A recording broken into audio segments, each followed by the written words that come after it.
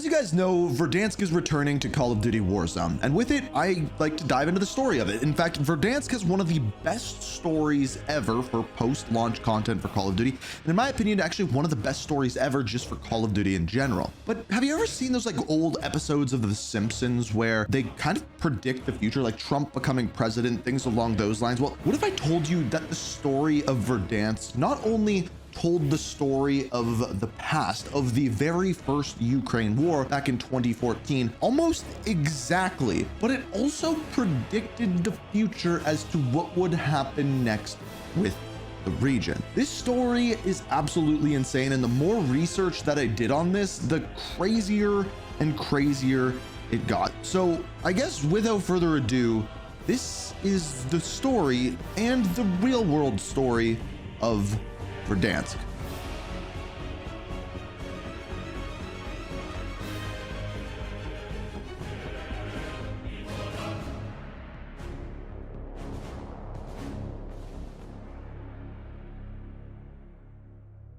So the story of Verdansk really began with one thing: the fall of Roman Barkov. This is what happened at the end of Modern Warfare 2019 when Alex and Farah go in, blow up Roman Barkov's gas facility, and then Farah takes care of Roman Barkov himself. And when this happens, it creates a massive power vacuum. And as Kate Laswell and Captain Price have a conversation over some tea, we find out this. Zakhaev wants Barkov's throne. I almost buried him in Pripyat with Macmillan. That was the father. This is the son, Victor. Lovely family. So we hear about a character by the name of Zakhaev wanting Barkov's throne and using Al-Qatala to do so. This is when we see the invasion of Verdansk.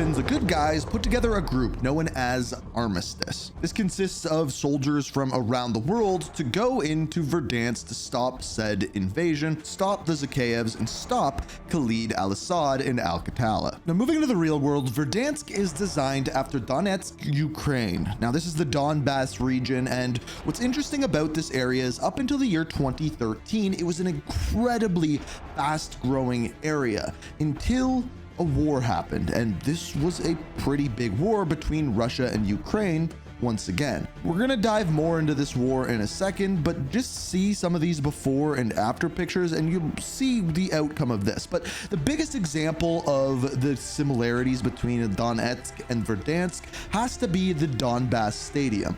This is clearly the centerpiece, or one of the centerpieces, of Verdansk, but the real world version of it is nearly identical. One of the main differences is the open top of the stadium, which, as we know, during the first run of Verdansk within Warzone, it ended up opening up eventually. Now, here is where things get insane, where we first figure out what exactly happened with Al-Qatala on Verdansk is during the first set of intel. The very first piece of intel that we get shows off the BCH4 TV station, and what we find out is that there was a broadcast that went live as they started to invade Verdansk, telling people to evacuate the area. However, we find out via a transcript that at this time, the airport was then attacked. Therefore, the people of Verdansk could no longer escape via airport because it had been taken over. May 26, 2014. What you are looking at here is the Donetsk airport. Does it look similar?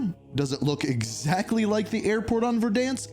Yeah, they are pretty similar. However, that's not what the airport looks like anymore. This is what it looks like now. And that is because there were two battles that took place at this airport. You see, in 2014, there was a war going on between Russia and Ukraine. To keep it pretty simple, parts of Ukraine were trying to join the European Union. Russia wasn't happy about that. They wanted some of their land back. Therefore, they got in a fight over it. Now, once again, going back to Verdansk, going to those in-game pieces of intel, what we would find out at the airport is of a downed airplane flight, and when we would go to it, we would find an air log of exactly what happened. The airplane was lose contact with the Verdansk airport and lower to a level where they think they could make radio contact. However, when they did, they would get shot out of the sky and crash into Donetsk, which you can see in game and on the map. And based off of the transcript, they would say that they were shot down from Barkov military base.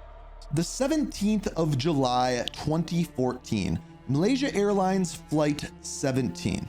This flight was flying over eastern Ukraine with 283 passengers and 15 crew, all of which would be killed. The wreckage from the airplane would land in Donetsk in somewhere by the name of Prabov, probably saying that wrong. The airplane was shot down by pro-Russian separatists with a Buk surface-to-air missile launched from a forward Ukraine military base that the pro-Russian separatists had taken over. It is the exact same story as to what happened to the crashed airplane in Verdansk, like oddly similar. So to be clear, the very first thing that happened during the Verdansk invasion was an invasion of the airport to stop people from escaping. Well, this is where things get insane, because not only would history repeat itself, but it would be even closer to what happened on Verdansk. On February 24th, 2022, a few hours after President Vladimir Putin announced the beginning of a special military operation in Ukraine, Russian troops and Russian airborne forces made an air assault on Antov Airport with the objective of capturing it. Why? Because it held strategic value as it was located less than 10 kilometers outside the capital of Kyiv. In other words, just like Verdansk, the very first thing that they did on the invasion of Ukraine was to attack the airport, just like Verdansk. But Verdansk is designed after certain locations throughout Donetsk. A perfect example of this is when you look at the aerial view of the airport. Here you can see the real world and the destroyed version of the Donetsk airport. Here, if we overlay the several different locations from the Verdansk map, you can see off to the right, we have storage towns in the buildings there. A little bit further left of that, we have Superstore, which we will come back to in a second. All of the buildings, including the parking garage, lined up exactly with what they built in Verdansk and what already existed in Ukraine within Donetsk. Also, even like small details like the ATC or air traffic control tower look nearly identical to the one from the real world. Now, speaking of some similarities to Ukraine, one is the Superstore. So Superstore was one of the main locations on Verdansk. This is what the real life version looks like. This is called the Metro, and down to the color scheme of the buildings, even the coverings within the parking lot of the building, you can see where the inspiration of this actually came from.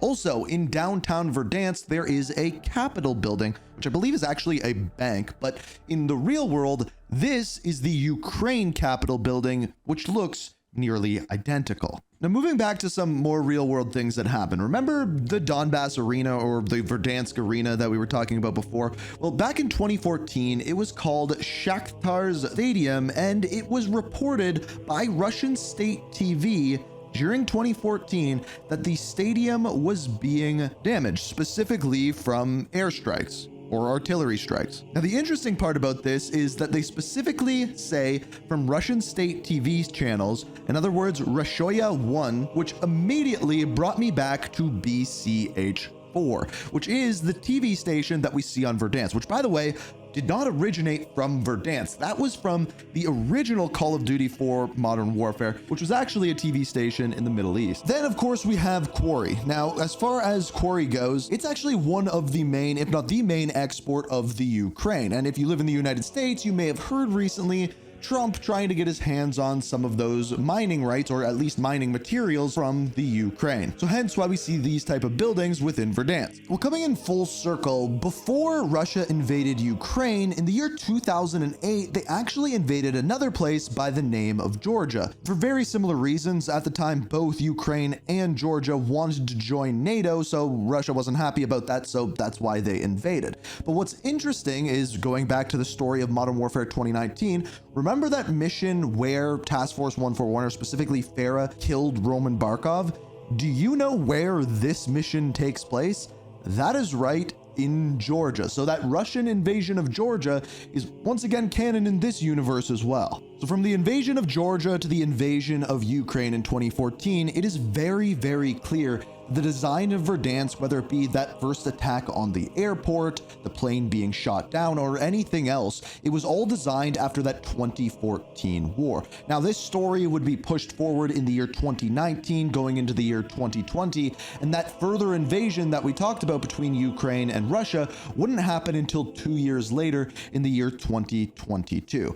Therefore, predicting it happening once again. But here is the wild part. If you just take a look at some images from this war, whether they be from 2014, whether they be from 2022, looking at the infrastructure, the way that the buildings have been built from some of the smaller houses like family homes, it is very clear what the design was for this map. And they don't deny it. Back in 2022, they even put forth an event called the Treaty of Verdansk, talking about peace between Russia and Ukraine. So yeah, Verdansk is actually based off a real world war, a real world story. And what's even crazier is that we currently live in a time where this war is currently raging on. And let's say you may be someone who is living in Ukraine. So just imagine hopping in a game of Warzone and you spawn in with your buddies and you're about to drop in and your friend says, "Where we dropping?"